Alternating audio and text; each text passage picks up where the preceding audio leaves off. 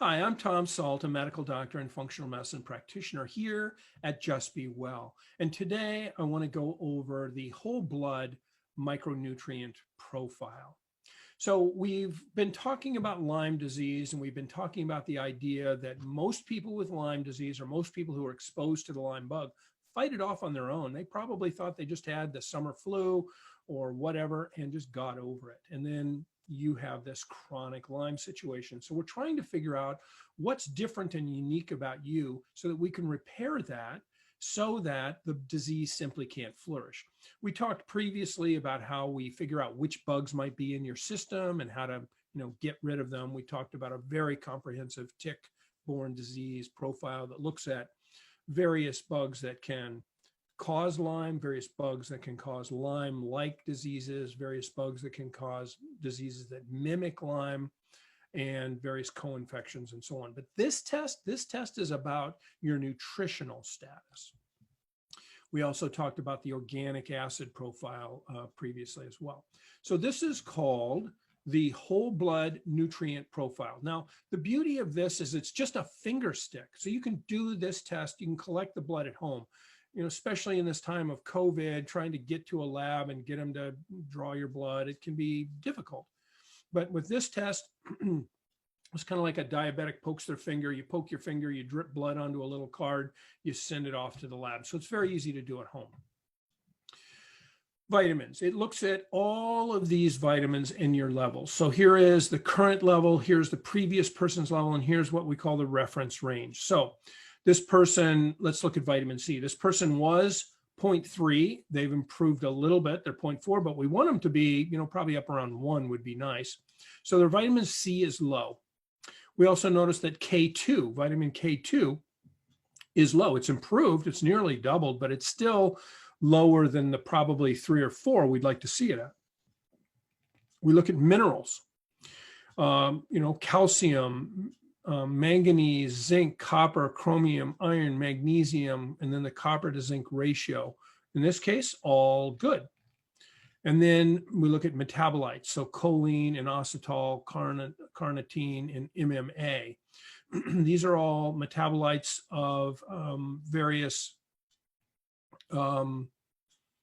vitamins, and they tell us something about how efficiently you're using it, similar to the way we thought about the organic acid. And the same with the amino acids, same with the antioxidants. Antioxidants, Coenzyme Q10, cysteine, which is a building block for glutathione. They also measure glutathione, and selenium, a very important mineral antioxidant.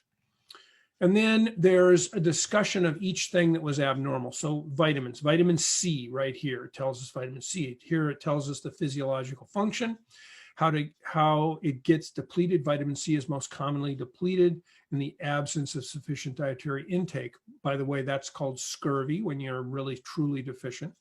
Vitamin C levels can be depleted during times of severe oxidative stress, like chronic illness. Clinical manifestations of depletions, food sources, supplementation options. Here's vitamin K2, similar discussion here. And the antioxidants, the coenzyme Q10 we talked about. So here is a discussion about coenzyme Q10. So we get the actual levels. They tell you exactly what they measured, how much was there. And even in some of these, if we go up here to, let's just look at the vitamins for a minute. And we notice that, the vitamin A normal is 62, or that patient's result was 62. Reference range is down to 40. Well, 62 is up in there pretty good. That's okay. But here, previously it was 43. That's kind of borderline. Even though it's yellow, we may want to pay attention to some of those things because they're kind of borderline abnormal. So here's one as an example. B6 is 4.3.